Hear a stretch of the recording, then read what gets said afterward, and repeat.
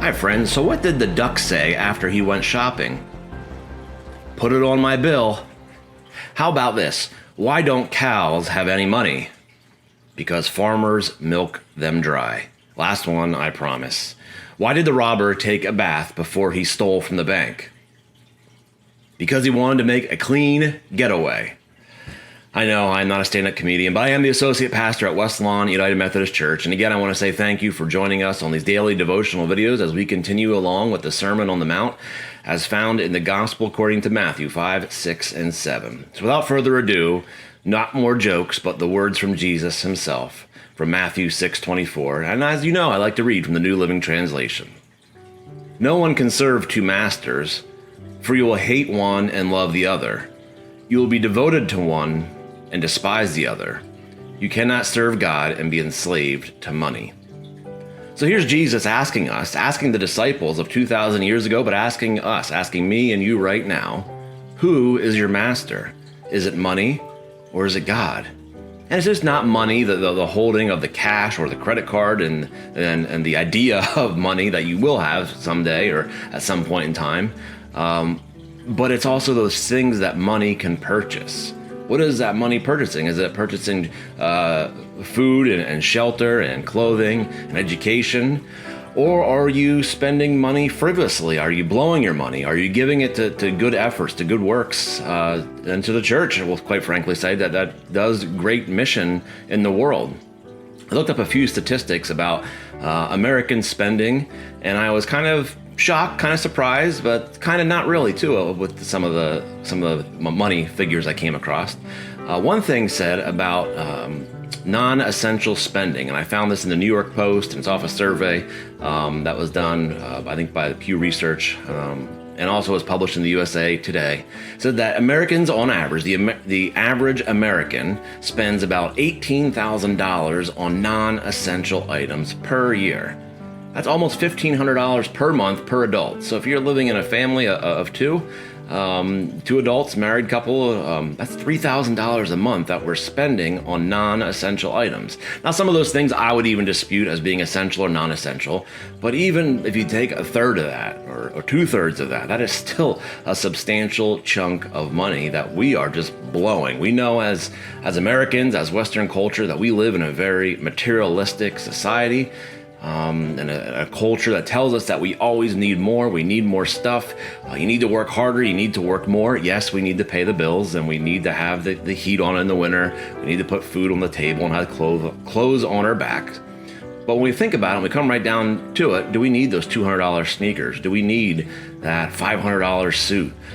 Do we need that $150 button-down shirt that we could get for $25 off of Amazon? Now, don't crucify me for using Amazon. You know, I like mom and pop and the small town shops just as well. But ultimately, it comes down to that part of it as being stewardship, which brings us back then to who is our master? Is it money or is it God? And that's what Jesus is saying to us. And what blows my mind when you think about this passage and how it relates to us, Jesus is saying this 2,000 years ago to the disciples before electronics and video games and all these gadgets and gazmos, and I just made up words there, gadgets and gizmos, stuff and things. What would Jesus say to us today? What is he saying to us today as we examine not only our culture and our society, but us as individuals? Because that's what we are as a church, that's what we are as a people. We are individuals, and Jesus is speaking to us individually. Not to always put the blame on somebody else and what they spend their money on or what the average American spends their money on, what the average American master is. That's what Jesus is not saying. He's saying, who is your master? Who is my master? God or money?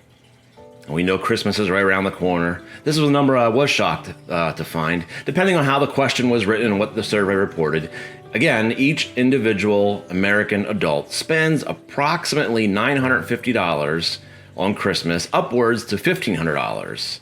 So you have, a household of two, that's between $2,000 and $3,000 that an average American household is spending. And that goes on to say that 1 in 4 Americans believe they will go into debt with their Christmas purchases, but the actual number is substantially higher, those that actually will go into debt.